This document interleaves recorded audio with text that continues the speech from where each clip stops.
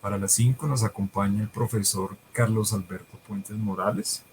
Él es ingeniero electrónico de la Universidad del Bosque, tiene maestría en docencia de la educación superior con énfasis en estadística de la Universidad del Bosque, tiene estudios especializados en Machine Learning de la Universidad de Stanford y de la Universidad de Antioquia. Actualmente es líder coordinador de proyectos en Google, en GSD Bogotá, miembro de la comunidad de TensorFlow Colombia, coordinador actualmente de tecnología del Instituto de Neurociencias de la Universidad del Bosque. Sus intereses académicos y principales trabajos o investigaciones están en sistemas complejos, modelos matemáticos, robótica, inteligencia artificial, biotecnología, innovación, sistemas expertos y TICs. Actualmente está vinculado a la Universidad del Bosque como docente en la Facultad de Ciencias del Departamento de Matemáticas y nos va a acompañar con su ponencia titulada Deep Learning para el apoyo diagnóstico de las lesiones dermatológicas. Le damos la bienvenida al profesor Carlos y el micrófono es todo suyo. Muchas gracias, profe Ricardo. Muchas gracias también a todos los que están llevando a cabo este evento, al profe Leonardo Donado, al doctor Gerardo Aristizábal, que son los líderes de este proyecto y de esta Escuela Internacional de Verano. Es un gusto acompañarlos esta tarde, a todos los asistentes que están por los diferentes canales donde se está transmitiendo esta escuela. Y muy bien, vamos a entrar en materia. Antes de eso quisiera mostrarles, por favor me confirman si ven mi pantalla. Vamos a compartir toda la pantalla. ¿Me confirman si ven la presentación? Profe Ricardo, por favor.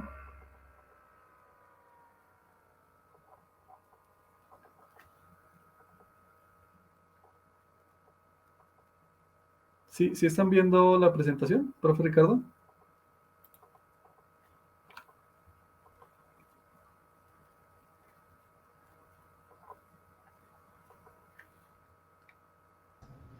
Sí, señor, estamos viendo la presentación. Excelente, muchas gracias. Bueno, entonces, antes de entrar en materia sobre el tema que vamos a abordar ahorita en esta sesión de hoy, asociado al Deep Learning para el apoyo diagnóstico de lesiones dermatológicas, quisiera comentar un poquito lo que estamos haciendo en el Instituto de Neurociencias aquí en Colombia para compartirles a otras personas que están en diferentes partes del mundo y nos están viendo, y comentarles un poquito por dónde vamos desde el Instituto de Neurociencias, el Departamento de Matemáticas y Estadística. Hay un proyecto que estamos trabajando ya desde hace un tiempo con el doctor Gerardo Aristizábal, que él es nuestro decano de la Facultad de Ciencias y director también de este proyecto que se llama el proyecto Humanoide. Este proyecto tiene muchos módulos de inteligencia artificial. Ahorita vamos a desglosar un poquito muy rápidamente. Y bueno, para poder entonces pensar en construir un proyecto o un humanoide propiamente dicho, saliendo desde el análisis y la complejidad que el cerebro es, pues teníamos que vincular a muchas personas, ¿de acuerdo? Teníamos que vincular a gente, por ejemplo, del área de las neurociencias, es decir, a médicos, teníamos que también invitar a ingenieros de electrónica, ingenieros de sistemas, a matemáticos, a estadísticos, a personas que tengan mucho conocimiento sobre física, mecánica, biología, entre otras. Es decir, el árbol del gran proyecto cerebro, ¿okay? El tronco, pues debería tener muchas áreas del conocimiento que converjan dentro de ese gran proyecto humanoide. De manera que la universidad en sí misma puede caber en este proyecto. Todas las facultades son muy bienvenidas y bueno, para poder crear un humanoide, para poder diseñar un prototipo de humanoide, pues necesitaríamos del apoyo de todas estas áreas. Y entonces titulamos, este proyecto se titula Plataforma Robótica Experimental. Es el proyecto humanoide que basa precisamente en adquirir funciones corticales y sensomotoras en el rol de la morfología, la cognición, la inteligencia del cuerpo humano. Entonces empezamos a desarrollar algunos modelos de neurona en principio, Y de hecho, pues aquí trabajamos con el doctor Tommaso Benincasa unos modelos de ecuaciones diferenciales donde emulábamos precisamente el comportamiento de una neurona, solamente de una neurona. Y eventualmente entonces empezábamos a trabajar, a integrar dos neuronas y a observar todo el funcionamiento, luego construir una red y eventualmente pues construir ya lo que sería una arquitectura de red neuronal. Eventualmente también trabajamos los proyectos de la marcha. Recuerden que estamos hablando del gran proyecto humanoide y esto involucra una física y una mecánica realmente compleja desde analizar el movimiento vectorial de cada una de las articulaciones, los centros de gravedad, los ángulos, las matrices de transformación homogénea para diseñar robótica que estuviese adecuada con la cinemática inversa o la cinemática directa, pues esto se volvió también un proyecto bastante grande y llevarlo a la implementación pues también iba a ser bastante costoso. De manera que aquí están todas las simulaciones, todo lo que diseñamos dentro de la arquitectura de ese humanoide, la parte del dorso, luego también la parte de las piernas, ¿okay? Y también los pies. Todo eso se diseñó, incluyendo también tesis doctorales en diferentes partes del mundo, fundamentalmente en Francia, donde se están llevando también a cabo algunos humanoides. Aquí vemos ya los avances que se empezaron a hacer en la medida del tiempo. Todo esto se simuló, obviamente, y luego después se llevó a cabo en ciertos laboratorios donde se construyó toda una arquitectura de un humanoide, lo vemos en la parte derecha, es toda una plataforma patentada, donde tiene todas las articulaciones anatómicamente funcionales y que ya están trabajando sin problema. Esto es toda la parte mecánica que se hizo en su momento, pero luego, claro, el humanoide necesita tener una cabeza, necesita tener toda una forma de comunicación con el universo, y entonces empezamos a diseñar lo que sería el cráneo. Luego entonces también haciendo una visión interna de cuáles serían las funciones que debería tener este humanoide, pues nos dimos cuenta de que cada una de las funciones corticales o mentales pues debe tener una emulación o debe tener un paralelo o una función análoga en términos de aplicación, en términos de construcción de un algoritmo. Entonces, esto se empieza a complejizar porque habría que tener entonces una zona dedicada al área visual, una zona dedicada al área sensomotora, una zona dedicada al pensamiento complejo, como lo que sería entonces la corteza prefrontal, la corteza auditiva, entre otros. Es decir, para poder crear un humanoide que pueda escuchar, que pueda ver, que pueda comunicarse con el entorno, pues habría que empezarnos a asociar con diversas o diseñar diversos algoritmos para poder desarrollar todo esto. Y aquí vemos lo que sería entonces un modelo asociado al arco reflejo desde la visión. Fíjense que aquí estaríamos hablando de lo que serían los sensores visuales, en este caso cámaras, que enfocan y que están todo el tiempo haciendo un mapeo de lo que sería entonces el entorno. Y luego entonces toda esa serie de imágenes deben pasar por unos algoritmos de procesamiento para poder adquirir las entidades que hay dentro de cada imagen. Allí hablaremos de redes neuronales convolutivas propiamente dichas, entre otras. Y luego entonces todo ese diálogo o básicamente lo que sería el contexto de la imagen me está dando mucha información para poder tomar una decisión. Entonces él podría, si reconoce, hace un reconocimiento facial, y reconoce a esa persona, podría saludarla inmediatamente. ¿Y cómo podría saludarlo? Claro, entonces yendo a lo que serían unas bibliotecas de información, en este caso a nivel cerebral, lo que sería el área de Broca y el área de Wernicke, y luego entonces ejecutando una acción tipo motora, en este caso un maxilar que pueda saludar a la persona. También la corteza auditiva está todo el tiempo monitoreando porque no solamente tenemos vías de información visuales, sino también auditivas. En ese contexto seguimos avanzando con el humanoide. Aquí lo vemos, por ejemplo, generando movimientos básicos, en este caso en el cuello, pero luego también implementando unas cámaras que están haciendo el movimiento, haciendo un mapeo del color amarillo. Ahí lo vemos cómo está procesando toda la información, redes neuronales convolutivas. Y aquí ya lo vemos entonces integrado con, digamos que una forma más realista. Aquí ya entablamos una conversación hombre-máquina en tiempo real, es decir, tiene módulos de procesamiento del lenguaje natural. Aquí lo vemos que ya está sincronizado, lo que sería entonces la parte auditiva, con la salida sonora, pero luego también sincronizado con el maxilar, para que pueda tener entonces un movimiento mucho más realista.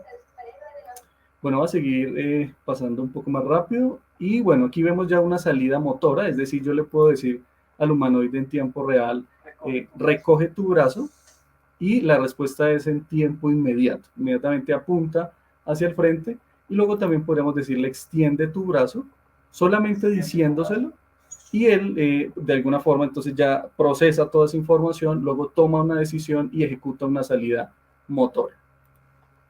Bueno, esto fue el estado en detalle, la ingeniería en detalle previa a lo que fue la pandemia. Y bueno, ya aquí vemos entonces todos los módulos que se han ido trabajando. Esto también se trabajó en plena pandemia y así está actualmente Leo. Así está actualmente el robot, el humanoide. Tiene visión artificial, es decir, puede reconocer objetos, formas, colores. También identifica rostros, también identifica emociones en los rostros que puede detectar, genera conversación hombre-máquina, no solamente en español, sino también está ahorita actualmente hablando en 30 idiomas, expandible a 120. Tiene ya una figura mucho más humana. Y bueno, ya ahorita actualmente lo que estamos es mejorando el motor de inteligencia artificial, precisamente para que pueda no solamente tiene una base de conocimiento a nivel universal, es decir, se le pueden hacer preguntas asociadas a conceptos, por ejemplo, qué es una proteína, qué son los nervios raquídeos, pero también preguntas filosóficas, por ejemplo, ¿quién te creó? ¿Eres más inteligente que yo? ¿Tienes algún tipo de conciencia, por ejemplo? O que nos haga un cálculo rápido. Por ejemplo, ¿cuánto es 275 menos 892? Es un cálculo que lo hace de forma instantánea. O también preguntas de contexto, ¿no? Entonces, ¿qué día es hoy? ¿Cómo está el tráfico en esta ciudad? Todo eso lo responde en tiempo real. Pero adicionalmente le estamos dando un matiz mucho más importante y es una base de conocimiento especializada. Es decir, que aprenda toda la información, en este caso de la Universidad del Bosque. Pero también se puede personalizar para otras universidades, para otras instituciones, donde se dedique entonces a responder preguntas de esa entidad. Aquí entonces le podemos preguntar sobre cuánto vale un programa, por ejemplo, de medicina, de ingeniería, de sistemas, de bioingeniería, que nos dé toda la información que sea al respecto y ella nos lo dice de forma sonora, de tal forma que se puede interpretar muy bien. Bueno, ok. Entonces, esta plataforma pues ya ha pasado por procesamiento de señales telefónicas, procesamiento de lenguaje natural y, por supuesto, hay toda una red de retroalimentación y de reentrenamiento, porque los nuevos conceptos o las nuevas preguntas que se le puedan hacer, que tal vez no conozca su respuesta, entonces va a estar reentrenándose con el fin de poder encontrar una respuesta a esa pregunta. Entonces, hay todo un proceso, ¿cierto?, de reentrenamiento, de reaprendizaje de alta precisión para generar tanto respuestas especializadas en su contexto como también respuestas generales, ¿no? Bien, ok, entonces fíjense que esta humanoide, pues muy seguramente la encontraremos en el futuro y no en un futuro muy lejano, recepcionando, por ejemplo, temas o dando respuesta a temas de pregrados, de posgrados, de especializaciones, de maestrías, de doctorados, de trámites de inscripción, matrícula, entre otras cosas. Y muy seguramente cuando llamemos a alguna universidad, alguna entidad, pues ya nos va a contestar esta humanoide para atender la primera línea, ¿de acuerdo? La primera línea que sería la información general de la universidad y en caso tal de poder tener que hacer una emisión para una extensión, pues lo va a hacer sin problema. Bien, entonces eso es como para contarles algunos proyectos que estamos haciendo desde el Instituto de Neurociencias. Espero no haberme tardado más de los 7, 8 minuticos que tenía presupuestados para esto. Muy bien. Ok, entonces ahora sí, vamos a entrar en materia. Bueno, y claro, y todos cordialmente invitados a conocer a Leo, sea de la parte desde donde estén, podemos hacer una videollamada en el futuro y que ustedes puedan conocer a Leo de tal forma que puedan hacerle preguntas en tiempo real o inclusive ya tiene una línea telefónica, ¿okay? Donde también pueden llamar a Leo y hablar directamente con ella. Bueno, muy bien. Entonces ahora sí entremos en materia, en lo que sería entonces la conferencia de hoy, Deep Learning para el apoyo diagnóstico de lesiones dermatológicas.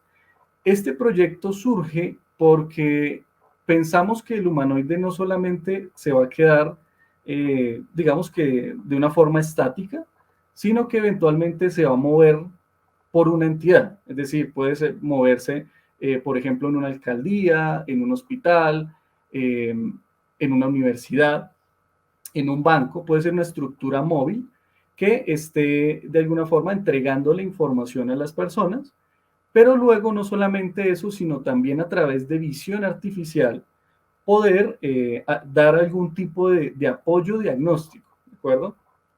A las personas, por ejemplo. Hay enfermedades que se pueden diagnosticar solamente con el aliento de la persona y esto ya lleva bastante tiempo en auge, esto ya se ha estudiado bastante.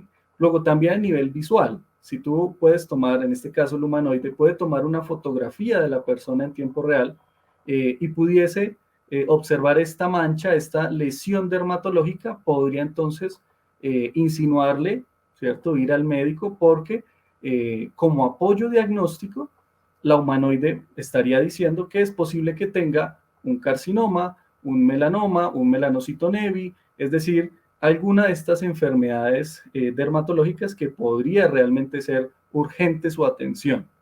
¿De acuerdo? Profe Carlos, qué pena interrumpirlo. Sí. Bueno, pues habían un par de comentarios de la primera intervención.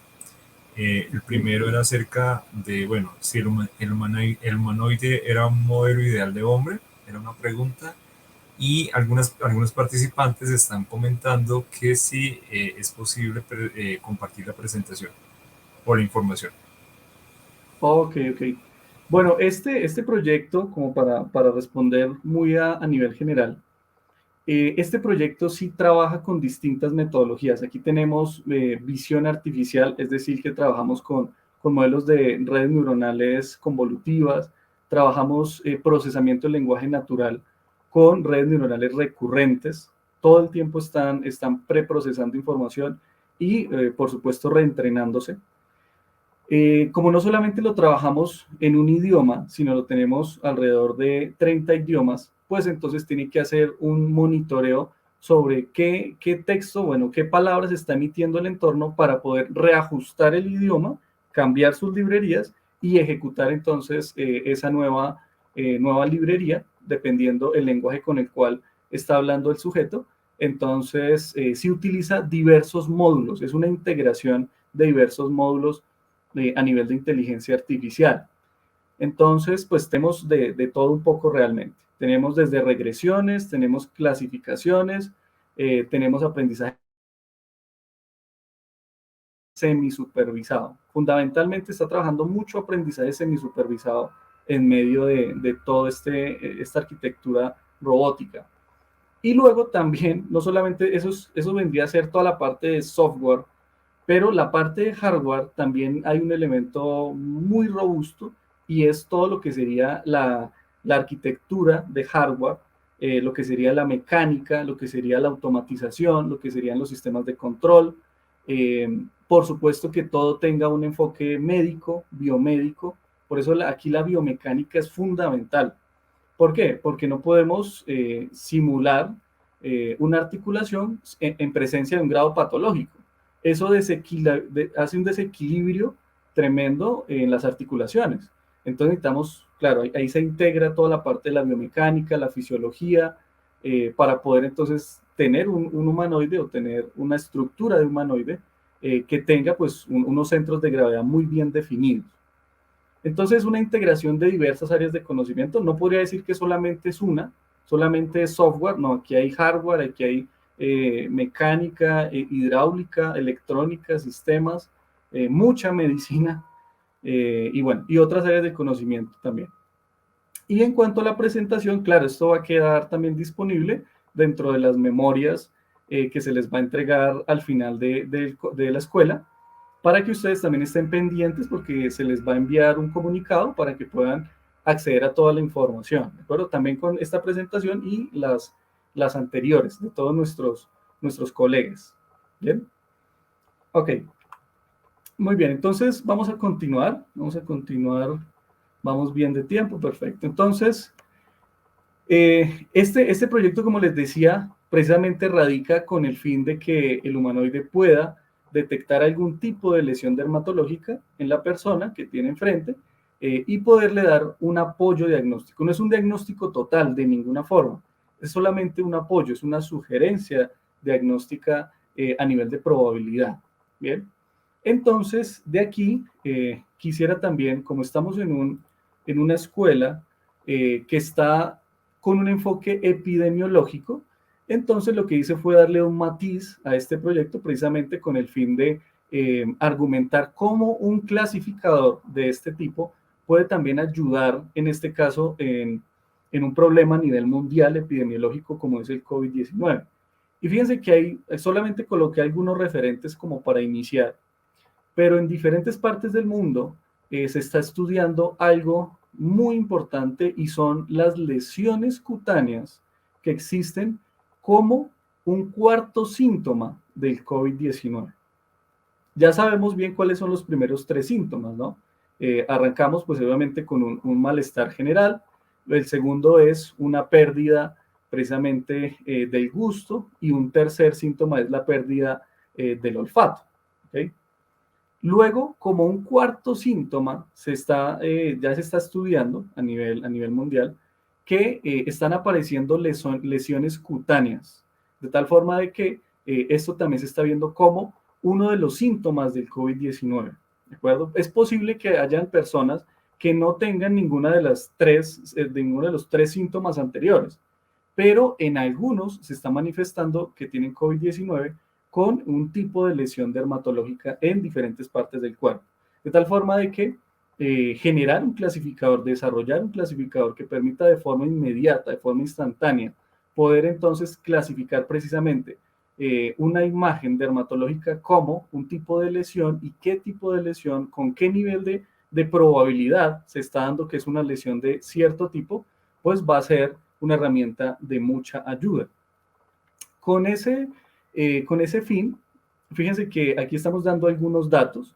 Por ejemplo, se han asociado más de 50 efectos del COVID-19. Este solamente es uno, el de las lesiones dermatológicas. Pero, pues básicamente esa lesión puede servir como una señal de alerta temprana para que las personas pues tengan algún tipo de control. ¿De acuerdo? Es como les decía, es posible que tal vez no tengan ninguno de estos otros síntomas, pero si tienen este, ya de alguna forma tienen que empezar a aislarse. En el Reino Unido, por ejemplo, se han hecho estudios basados en información en alrededor de 350,000 personas, donde el 17% de estas personas que dieron positivo señalaron que esas erupciones o ese tipo de lesiones cutáneas o dermatológicas había sido la primera de las manifestaciones de esa enfermedad. Un 21% indicó que estas señales dermatológicas eran los únicos signos clínicos que habían experimentado. ¿Okay? De forma que hay que ponerle también la lupa a esto. Este es otro de los indicadores que valdría la pena revisar muy al detalle. Y bueno, este estudio pretende diseñar un clasificador de ese tipo. Y también en Italia, ¿cierto? En Italia también, ustedes saben que fue una de de los primeros países que más afectado estuvo después de que apareciera el brote en China. Y bueno, claro, allá se identificaron que estos signos precisamente de lesiones dermatológicas estaban en un 20% de los pacientes atendidos diariamente en los hospitales.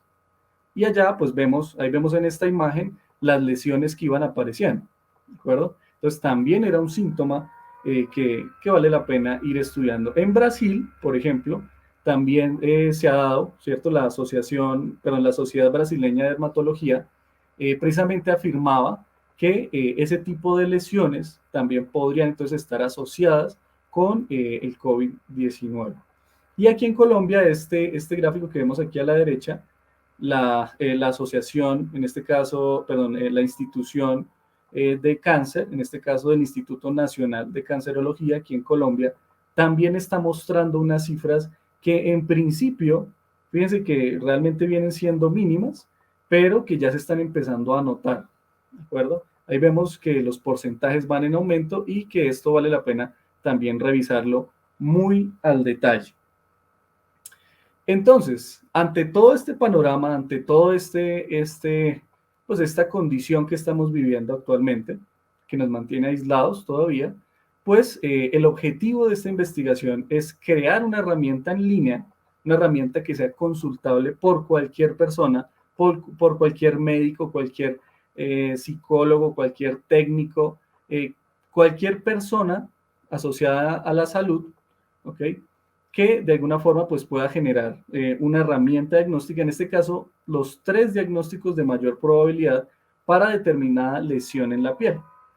Y esto pues ayudaría a identificar rápidamente a los pacientes de alta prioridad y acelerar su flujo de trabajo. Entonces ese es el propósito, este es el objetivo de esta investigación. La aplicación pues debería tener una serie de resultados en menos de 3 segundos con el fin de que sea rápido, de que no se demore mucho dando precisamente ese veredicto o esa clasificación.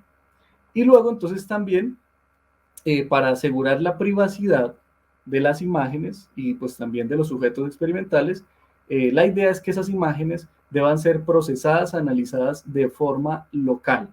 ¿Ven? Es decir, que no tengamos que de alguna forma loguearnos y entregar nuestra información, sino que solamente sea consultable, subimos la imagen, inmediatamente nos arroje los resultados. ¿Ok? Muy bien, ese es el objetivo de este proyecto. Entonces, solamente coloqué esta diapositiva para contarles un poquito cómo funcionan los modelos, aunque yo creo que ya se ha estudiado bastante con las conferencias anteriores, inclusive pues los talleres que se dieron el primer y el segundo día, los cursillos explicaron muy bien esto. Entonces solamente voy a hacer un bosquejo general donde básicamente los modelos tienen dos elementos fundamentales dentro del ciclo de vida de esos modelos. El primero es el entrenamiento y el segundo es la inferencia. ¿Bien? En el entrenamiento, pues se adquieren los datos en bruto, se pasan por una selección de características, por supuesto se preprocesan, allá entonces se estiman qué variables son mejores predictoras que otras, y de eso ya nos hablaron también en los cursillos anteriores. Y luego de que se tiene la información muy bien seleccionada, es una información selecta, entonces ya se puede pasar a hacer un split de la información. Es decir, pasamos a una división de toda esa base de datos. Con ese fin, siempre o por lo general, los científicos de datos trabajan un 80% para entrenamiento, 10% de validación y 10% de testeo. ¿Okay? Y eventualmente, entonces ya pasan a trabajar lo que serían los modelos de Machine Learning, la selección del modelo con una serie de parámetros, dentro de ellos las iteraciones o las épocas de aprendizaje, las funciones de pérdida, los optimizadores o también los hiperparámetros, que también son elementos fundamentales dentro de la construcción de un modelo. Y una vez ha pasado por ese algoritmo, entonces se hace un proceso de validación. Hay muchas técnicas de validación. Bueno, y luego una vez se ha generado un proceso de validación, entonces se genera finalmente los parámetros del modelo. Una vez dicho esto, entonces lo que se hace es una evaluación final a través de un conjunto nuevo, un conjunto de testeo con el cual no fue ni entrenado ni validado, y con ello ya podemos hacer un despliegue del modelo. O sea que finalmente la inferencia vendría a darse ante casos nuevos, pues entonces también se hace un preprocesamiento y se obtiene una inferencia. Una vez se pasa por el modelo con el fin de obtener la clase a la que pertenecería dicha muestra. Bien, eso como para tener o recordar algo de lo que hemos venido trabajando en estas sesiones. Muy bien, entonces voy a pasarme ahora a mi cuaderno en Colab. Aquí yo voy a ser un poquito disruptivo, es decir, no voy a trabajar sobre R, que es como veníamos trabajando con los anteriores ponentes, sino que aquí voy a romper un poquito el esquema y voy a trabajar con Python. ¿Ven? Python, que también es otra herramienta o otro lenguaje de programación maravilloso para trabajar datos. Entonces, voy a dejar de compartir aquí por un segundo. Y bueno, vamos a compartir entonces aquí lo que sería nuestro entorno de trabajo. Denme un segundo, por favor. Ok, aquí estamos. Bien, entonces, con Python, desde Colab, también se pueden desarrollar cuadernos donde ustedes pueden hacer sus investigaciones. Ahora bien, no solamente pueden trabajarlos en CPUs, sino en GPUs o en TPUs. Es decir, pueden generar modelos que sean de grandes bases de datos o que estemos hablando de Big Data fundamentalmente, o de imágenes de muy alta resolución o de audios también de mucho peso. Entonces, se pueden trabajar en GPUs o en TPUs de forma gratuita. Entonces, es muy recomendado también trabajar en este tipo de interfaces. Y bueno, todo esto está de forma gratuita para quienes tengan la G Suite de Google. Ahora bien, entonces, como les decía, aquí tenemos nuestro objetivo. Nuestro objetivo es prácticamente generar una herramienta en línea que pues, le permita a los médicos, a los técnicos, al personal de la salud, poder entonces determinar a través de una ayuda diagnóstica la probabilidad de que dicha lesión dermatológica pues sea de cierto tipo de enfermedad o de cierta clase de enfermedad. En menos de 3 segundos, que eso sea de una forma rápida y que sea segura precisamente para los términos de privacidad de los sujetos. Entonces, vamos a iniciar. Aquí tenemos nuestra herramienta, nuestra GPU. Siempre hay que revisar sobre qué GPU estamos trabajando o qué TPU estamos trabajando. Aquí es muy sencillo verlo. Aquí programamos todo sobre Python y simplemente le damos play y eso inmediatamente empieza entonces a generarnos resultados. Bien, aquí para ser un poco más preciso, trabajamos entonces en una GPU Axion de Google y es una Tesla P100, ¿ok? Entonces nos están asignando un hilo dentro de esa GPU con unas capacidades mínimas, ¿no? Entonces aquí podríamos ver que tenemos desde 36.8 hasta 107.7 gigas de disco duro y de memoria RAM tendríamos desde 0.7 hasta 12.69 gigas, con lo cual es una máquina bastante buena. Bien, entonces nos traemos las librerías. Aquí vamos a trabajar mucho con TensorFlow y Keras y Scikit-learn. Bien, la base de datos con la que vamos a trabajar para generar este clasificador va a ser el HAM 10.000.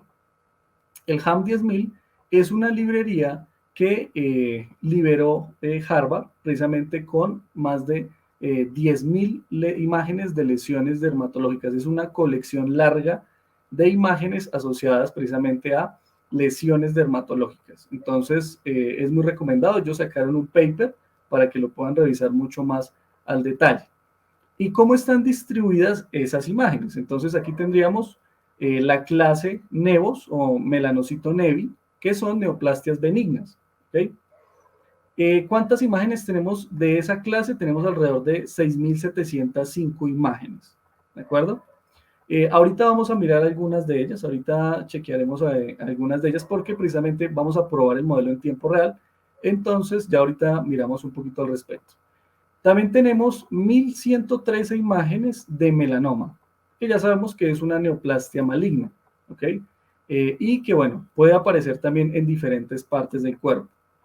Tenemos la queratosis, tenemos 1.099 imágenes asociadas a queratosis tipo benigno, ¿ok?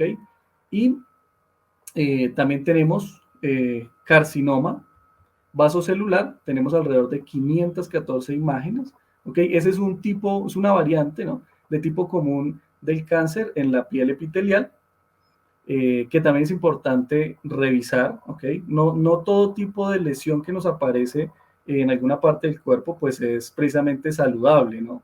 Por eso hay que revisar, porque vamos a ver ahorita algunas imágenes donde precisamente, pues, es una imagen que podríamos decir, no, eso no parece nada, pero podría ser, por ejemplo, un carcinoma, o podría ser el principio, el génesis de un melanoma, ¿no? Entre otro tipo de enfermedades, o una queratosis. También tenemos alrededor de 327 imágenes de queratosis actínicas, o también conocida como carcinoma intraepitelial. Tenemos imágenes, dos grupos más, tenemos 142 imágenes de lesiones vasculares de la piel y 115 imágenes de dermatofibroma. ¿Ok? Entonces, ¿cuántas clases tendríamos? Básicamente serían 7 clases con las cuales vamos a trabajar y a generar ese clasificador. Bien, en total serían 10.015 imágenes como base inicial. Ahora bien, entonces, vamos a pasar, aquí también les hago otra recomendación para ustedes que están con el enfoque de ciencia de datos. Una de las bases de datos que más se utiliza es Kaggle, precisamente por su versatilidad, también porque permite trabajar con GPUs, TPUs, entre otros sistemas de hardware. Pero Kaggle permite descargar grandes bases de datos en menos de, estamos hablando de segundos, ¿ok? En menos aquí estoy descargando una base de datos de 2.6 gigas, ¿ok? Que en total vendrían a ser más de 5 gigas, ¿ok? Porque tengo que descargar dos paquetes, el de entrenamiento y el de testeo, en menos de 40 segundos, con lo cual es una maravilla. Entonces, la descarga es muy rápida. Si yo lo hiciera de forma manual y subiera los archivos a la nube, eso sería alrededor de 1 o 2 horas procesando toda esa información, ¿ok? Entonces también es recomendable trabajar por Kaggle. Bien, bueno, aquí tenemos nuestro archivo .json que nos permite validar nuestras credenciales. Muy bien. Y luego entonces lo que vamos a hacer pues es particionar, es decir, crear una estructura de directorios con el fin de hacer el almacenamiento de esas imágenes. Entonces aquí veremos la partición precisamente del grupo de entrenamiento y el grupo de validación. Y para cada una de los grupos de enfermedades también se va a generar una carpeta asociada, tanto para tratamiento, pero como para entrenamiento, como para validación. Bien, luego creamos el conjunto de datos de entrenamiento. Entonces pasamos todas las imágenes, se seleccionan de forma aleatoria y se puede ver entonces la metadata. Aquí también hay algo que conversar un poquito y es la organización de la información. ¿Okay? Los analíticos de datos se pueden tardar casi que, por ejemplo, un científico de datos tratando de organizar la información, se dice a nivel general, se puede tardar alrededor del 60% de su tiempo organizando la data y el otro 40% generando un modelo y luego entonces clasificando cuál va a ser de esos modelos que construyó el mejor de todos, ¿no? Entonces, el 60% del tiempo del científico de datos se tarda organizando la data. Eso quiere decir que cuando estamos metidos en este tipo de escenarios, nos van a entregar información que es muy posible que esté desorganizada, que el número, por ejemplo, este es un sujeto experimental y la imagen el nombre de la imagen no concuerde, ¿okay? Es decir, ahí hay que hacer todo un preprocesamiento de la información, organizarla y de eso se encargan los analíticos de datos, ¿no? Ellos se encargan de organizar todo ese caos de la información con el fin de dejarla bien estructurada, ¿no? Bien, aquí estamos haciendo precisamente eso, estructurando toda la metadata y luego entonces creando el conjunto de validación estratificada, ¿no? Entonces aquí vemos precisamente cómo se reorganiza la información, se estructura, también se identifican los tipos de datos, si son datos duplicados o no duplicados, eso también tiene que hacerse una revisión para cada una de las clases. Muy bien. Ok, ¿hasta aquí tenemos alguna duda, alguna pregunta, profe Ricardo?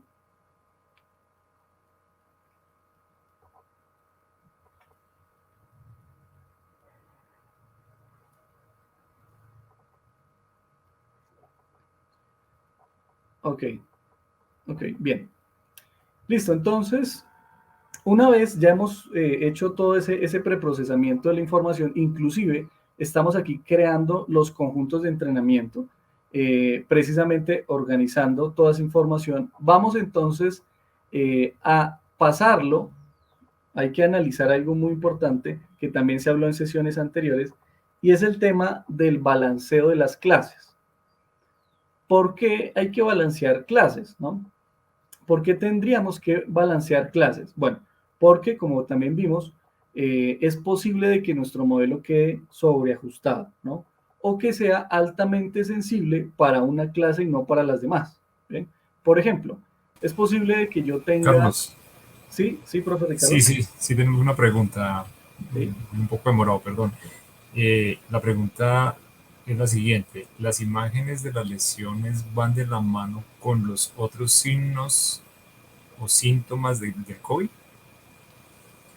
Ok, sí, algunos sí. No estamos hablando de todos, todas las lesiones dermatológicas están asociadas al COVID. No, hay algunas que sí están fuertemente asociadas con el COVID, pero básicamente son el carcinoma y la queratosis actínica.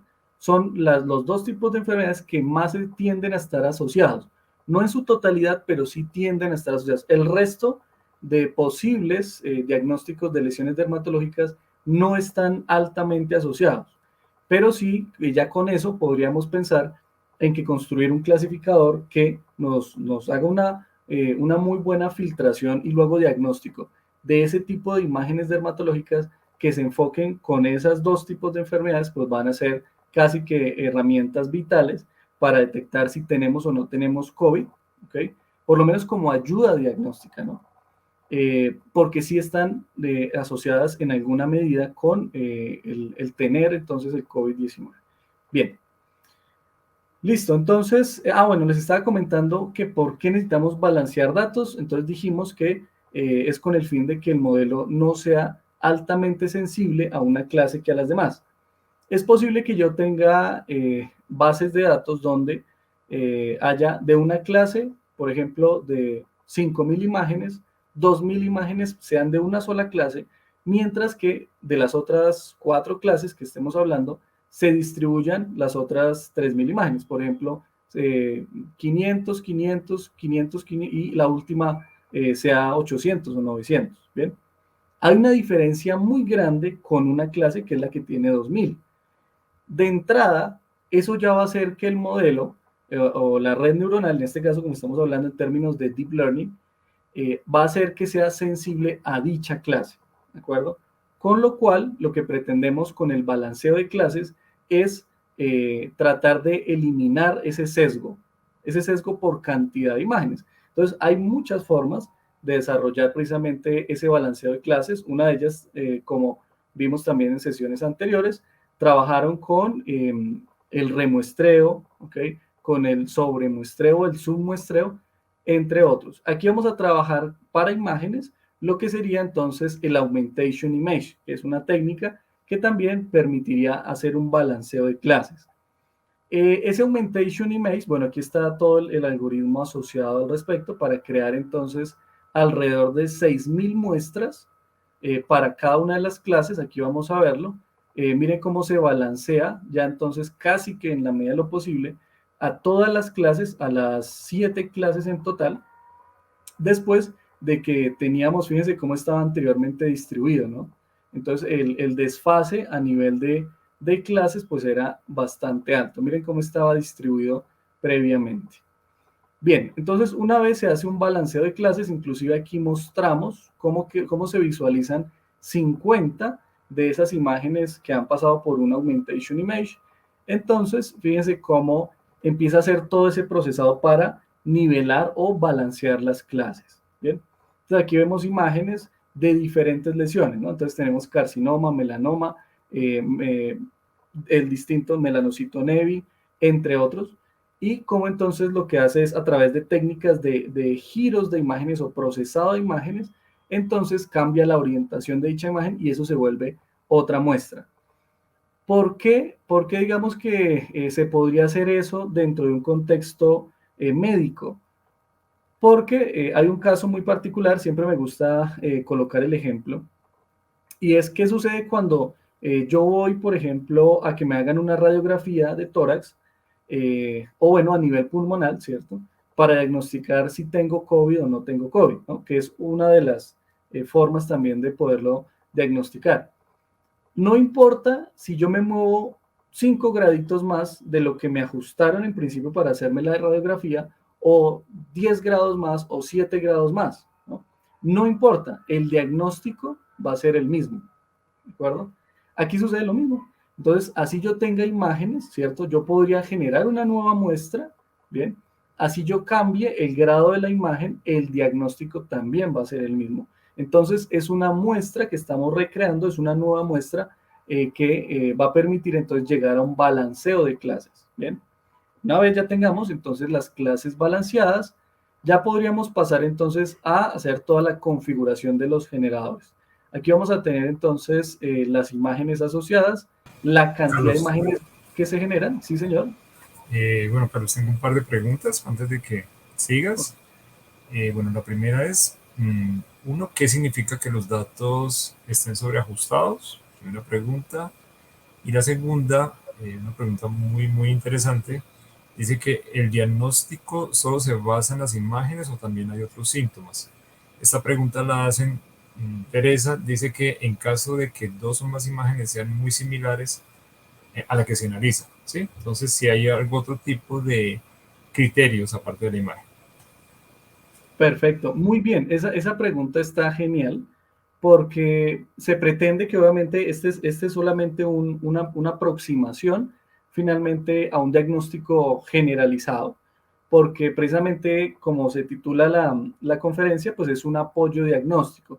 No pretendemos pues ya generar un diagnóstico final, porque sabemos evidentemente que hay muchas más variables que podrían entonces cambiar el veredicto final del diagnóstico. Pero para eso también estamos ya generando ahorita hicimos un convenio con Asocolderma, en este caso la Asociación Colombiana de Dermatología, donde ya tenemos básicamente las clínicas donde se va a empezar a ejecutar este clasificador, pero le vamos a involucrar más variables, ¿ok? Más variables, dentro de ellas obviamente pues otros tipos de datos, tanto cualitativos como cuantitativos del paciente, para que hagan finalmente un diagnóstico mucho más preciso de esa enfermedad. ¿Bien? Por ahora aquí solamente estamos trabajando lo que sería a través de imágenes, solamente apoyo diagnóstico a través de imágenes dermatológicas. Y en cuanto a la otra pregunta, ¿cierto? Que cómo se podría sobreajustar el modelo con las imágenes. Claro, les estaba mencionando que si estamos en presencia de un desbalanceo de clases, lo mejor es balancear las clases. Hay varias formas, ¿no? Hay varias formas, como subentrenar, por ejemplo, o hacer un submuestreo. Entonces, si hago un submuestreo, lo que estaría haciendo implícitamente es bajar a todas las clasificaciones a lo mínimo para que todas queden balanceadas. Ahí estaríamos también perdiendo mucha data, ¿no? Otra es hacer un balanceo por augmentation image, es decir, obtener unos datos sintéticos basándonos en las muestras que existen. Entonces, con eso lo que haríamos es balancear a través de esas técnicas de procesamiento de imágenes.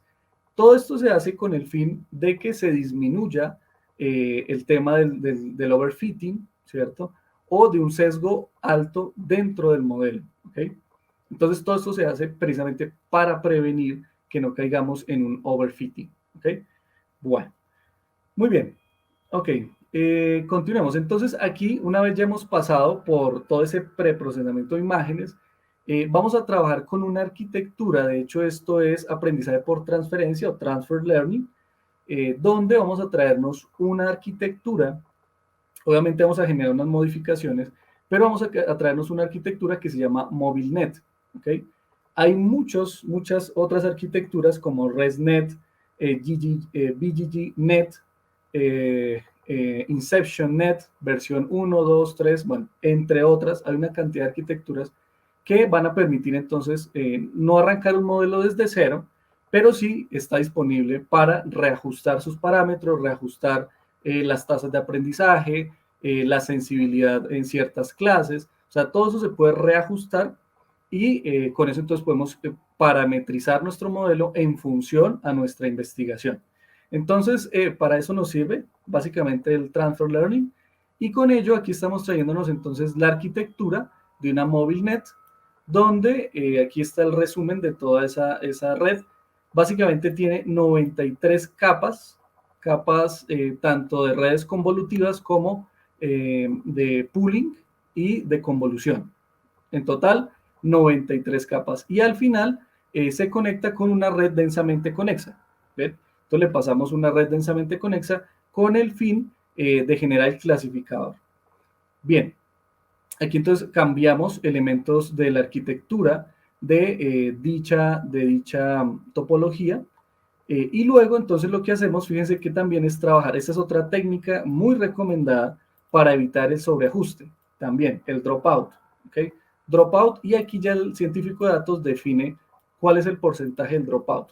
¿Qué significa el dropout? En esencia es, si yo tengo una arquitectura densamente conexa, yo lo que podría hacer es inhabilitar o deshabilitar, ¿cierto? Ciertas conexiones entre una capa de neuronas y otra capa de neuronas en términos porcentuales. Entonces yo le digo, deshabilíteme el 25% de ese total, ¿cierto? De ese 100% de conexiones, con el fin de que no haya un sobreajuste al final del modelo.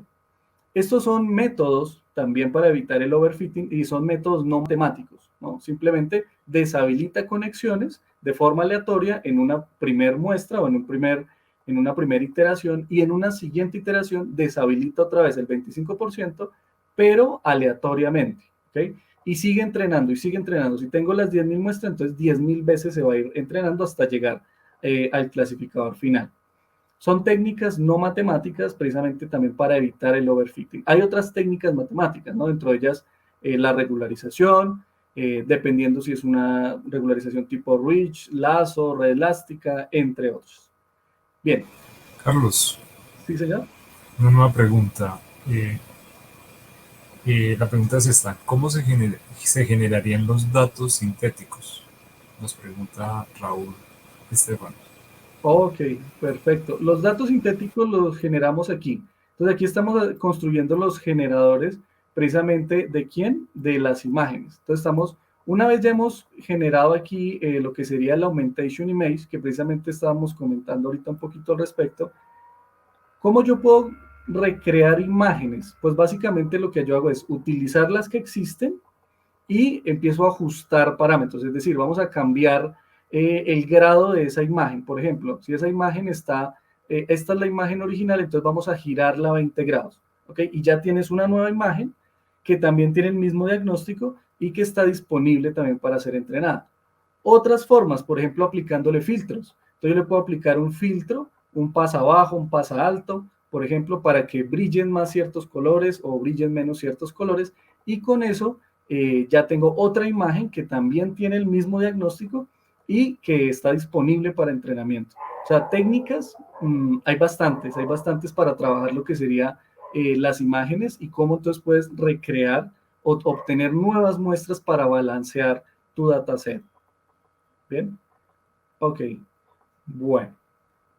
Y bueno, aquí vamos a seguir avanzando. Una vez nos traemos la arquitectura, ¿cierto? En este caso una MobileNet, entonces empezamos a ajustar los parámetros. Ya dijimos que íbamos a dejar un dropout al 25% y una red densamente conexa con una cantidad de 7 neuronas de la salida para lo que sería la predicción final del modelo, con una función de activación tipo softmax. ¿Okay? Esto me va a entregar la probabilidad de que dicha muestra pertenezca a dicha clase. ¿De acuerdo? Muy bien. Listo. Y vamos terminando. Entonces aquí lo que sucede eventualmente es el entrenamiento del modelo. Aquí dejamos entonces, se definieron 30 épocas de aprendizaje. Por acá está. Dejamos entonces 30 épocas de aprendizaje. Le pasamos entonces el entrenamiento por batches. ¿Ok? Las clasificaciones, el parado que va a ir haciendo cada 30 clases, un learning rate de 0.0001, ¿ok? Para que haga pues un descenso del gradiente bastante pequeño. Vamos a trabajar con funciones de pérdida a través de descenso del gradiente, ¿ok? Y vamos a trabajar con unos optimizadores Pasamos entonces por el historial, aquí vemos cómo va corriendo, solamente nuestros resultados, ¿cierto? Y aquí me generaría entonces las métricas finales, ¿bien? Ok, ¿cuáles son las métricas? Voy a irme directamente a la matriz de confusión, que esta también hablaron nuestros ponentes en sesiones anteriores. Aquí yo voy a sintetizar un poquito, acá está. Entonces, la matriz de confusión de este clasificador con 7 clases, ¿cierto? Multiclase, pues vemos entonces cómo en la diagonal principal me muestra la mayor cantidad de valores. Eso quiere decir que me predice, ¿cierto? Un valor de, en este caso, de la queratosis, ¿cierto? Como valor real tipo queratosis. Me identifica 16 casos bien clasificados, luego también tendremos unos falsos positivos, ¿no? Por aquí tenemos lo que sería un carcinoma, entonces me identifica, ¿cierto? Me predice como carcinoma 24 casos y me clasifica de valor real, el valor real era precisamente carcinoma. Y así sucesivamente, entonces vemos cómo se concentran, ¿ok? Los datos en su mayoría en la diagonal principal, ¿de acuerdo? Luego entonces, los otros valores son los falsos positivos que habrían de dichas muestras, ¿ok? Si sintetizamos esto con el reporte final, ese es el reporte del entrenamiento, donde vemos entonces el nivel de precisión. Aquí tendríamos una precisión media del 91%, un recall o una sensibilidad del 90%, o sea que una precisión, perdón, una exactitud o una accuracy del 90%. ¿Bien? Eso quiere decir que para 10, ¿cierto? De todos los casos, 9 los va a clasificar correctamente. Bien, 9, cada 9 muestras va a ser entonces una muy buena clasificación. Carlos, Bien, sí, cuéntanos.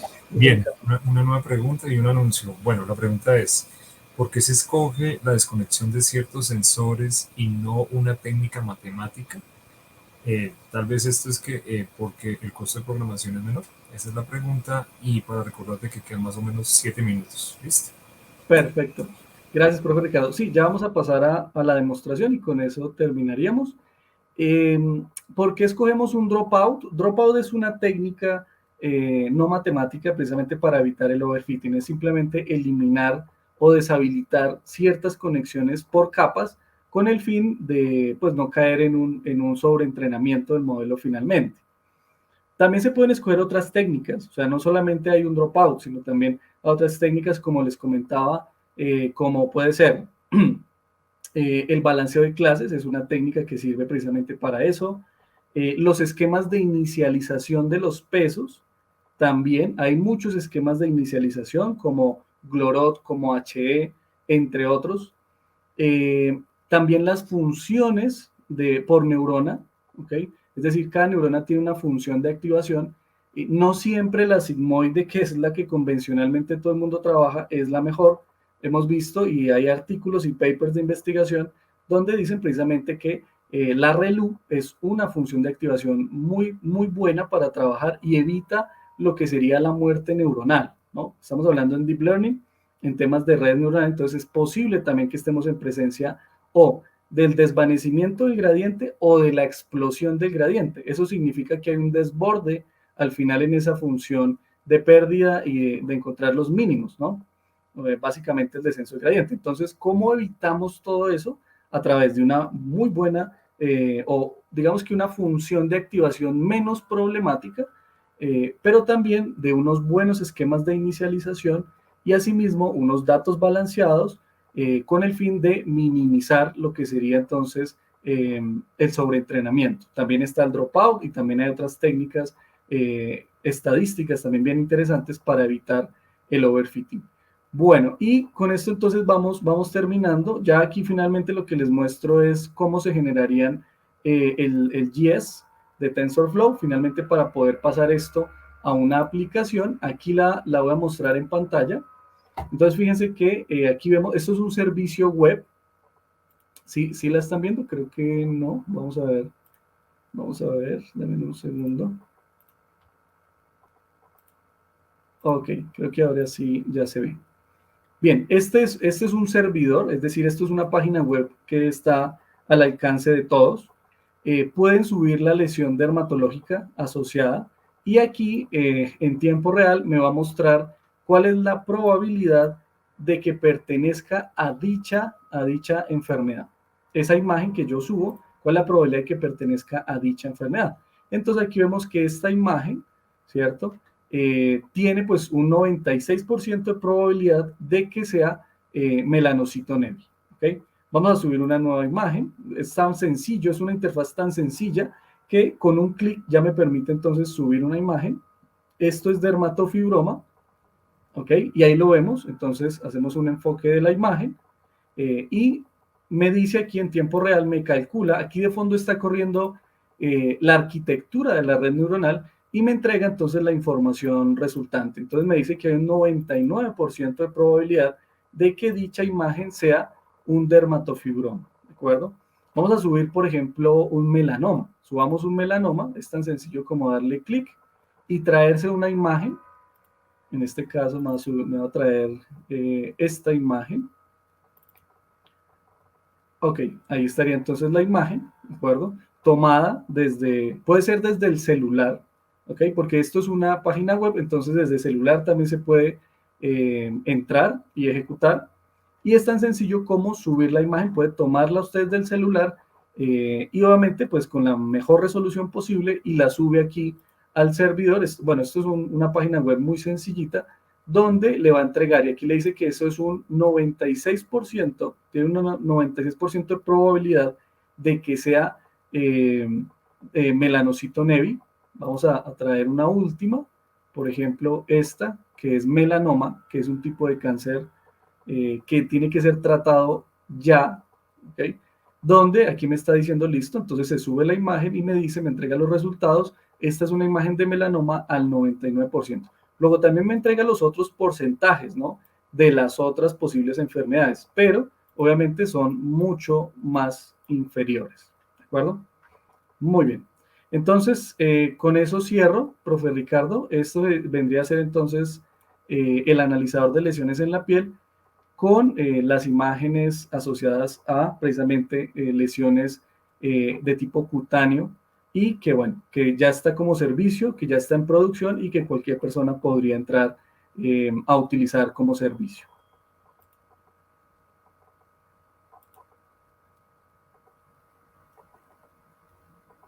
No sé si hay alguna duda, alguna pregunta final, profe Ricardo. Profe Carlos, pues no, los comentarios de su exposición han sido muy positivos. Le damos las gracias por su tiempo, por la preparación que han dedicado a este tema, que es, por cierto, muy interesante y que ha llamado mucho la atención.